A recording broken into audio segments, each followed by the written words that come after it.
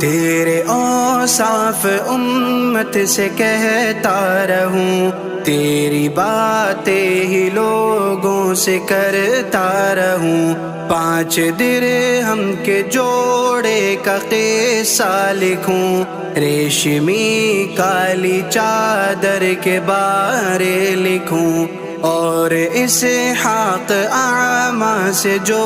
گفتگو تو نے کی تھی وہ سب سے کہوں ہو بہو، تجھ سے ملنے وہ نابینا ایک تابعی آئے تو نے ان سے بھی کی پردگی، جس پہ کہنے لگے میں تو نابینا ہوں، دیکھ سکتا نہیں مجھ سے پردہ ہوں کیوں، دیکھ سکتا نہیں مجھ سے پردہ ہو کیوں۔